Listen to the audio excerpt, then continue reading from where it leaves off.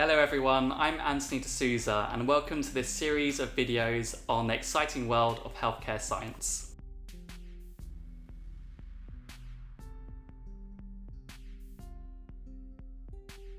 My name is Matthew Davis. I'm the Chief Sleep Physiologist within the Respiratory Sleep Unit at Great Ormond Street Hospital. We are involved in the diagnosis of sleep disordered breathing and the treatment of sleep disordered breathing if that treatment will be non-invasive ventilation. So sleep disordered breathing could be something like obstructive sleep apnea, and that's where our airways intermittently close during sleep. That can cause issues with gas exchange, so our oxygen levels dropping, CO2 rising, and also interrupt sleep, causing sleep fragmentation. That means that we don't have an effective night's sleep, and that can have daytime consequences. A good example would be maybe mum or dad at home has seen that their child is maybe stopping breathing during the night intermittently. They've noticed some snoring. Maybe their attention span during the day isn't as it should be. They would then go and see the GP or the paediatrician. Those symptoms would be suggestive of maybe obstructive sleep apnea.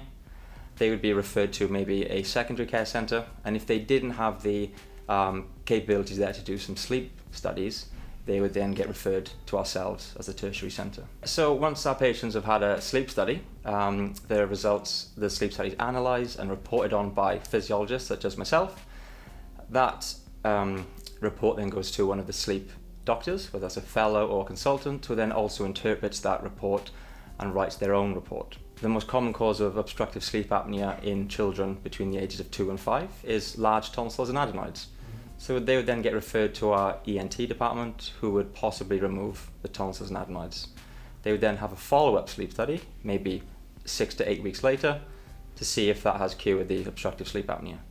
If it hasn't, then that might be an indication to introduce continuous positive airway pressure, which is CPAP. So that's a mask we wear on the face, and it would deliver pressure to the upper airways, and therefore holding the airways open and preventing the obstructive episodes.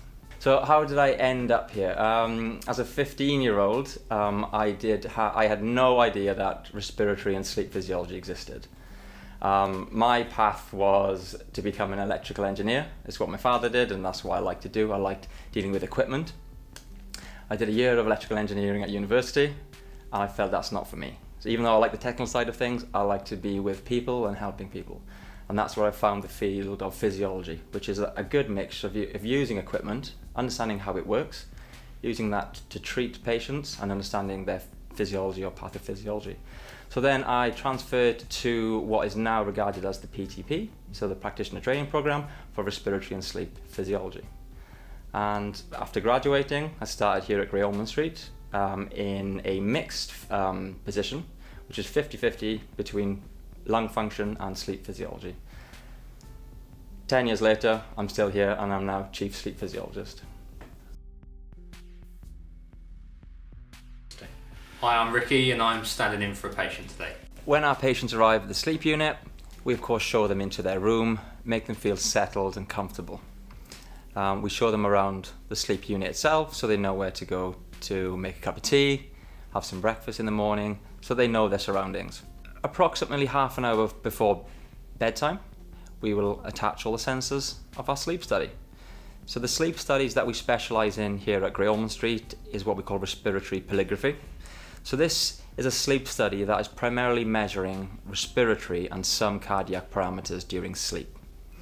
And the purpose of this is to diagnose sleep disordered breathing, and it can also assist in the treatment of sleep disordered breathing when we may be adjusting the pressures of CPAP or bi-level ventilation as well. So the first sense that we apply are the 3 leads for the ECG, so that the electrocardiogram. And this is just measuring the basic electrical activity of the heart, so we can check for any arrhythmias during sleep. The second sensors that we apply are the respiratory effort bands. And these are very important because they're literally measuring our effort to breathe. We will then apply the position sensor. As you can probably imagine, if a child has obstructive sleep apnea, when they're laying on their back, it is usually made worse because of gravity. So it's important that we have a measure of this. The next sense that we apply is the pulse oximetry. So what this sensor measures is our oxygen saturations in our blood as well as our pulse rate. We will then attach our transcutaneous CO2 sensor, that is just scientific speak for measuring CO2 through the skin. This is a sensor that can be applied almost anywhere on the body, somewhere where there's a nice flat surface. And the final sensor that we apply is the nasal cannula. Now, of all the sensors that we apply, this is the sensor the children hate the most. It's important that we really interact with them here. Maybe get mum or dad involved, maybe put another cannula on a teddy bear or something like that to show them it's not going to hurt them. So CPAP, or continuous positive airway pressure, is a treatment for obstructive sleep apnea. In this case, we're using it non-invasively, so that's using an interface or a mask on the face. There's lots of different types of masks in adults and in pediatrics. Thankfully now there's lots more masks available because, as you can imagine, children grow very quickly.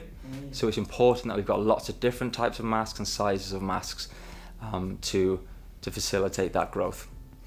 So how CPAP works is it essentially delivers a pressure of air into the upper airways and it holds that upper airway open. The most fun thing about working here is obviously dealing with the patients. Within the sleep lab, we do 6 sleep studies 7 nights a week. So we have new patients in every night. So every night is a different adventure. But what's fun and fulfilling about the role is that when we are involved in the treatment of obstructive sleep apnea, for example, so such as CPAP, we get to see that child's journey from being a younger child, going into comprehensive school, etc. We get to see their growth and we get to see how our diagnosis and our treatment has helped that journey.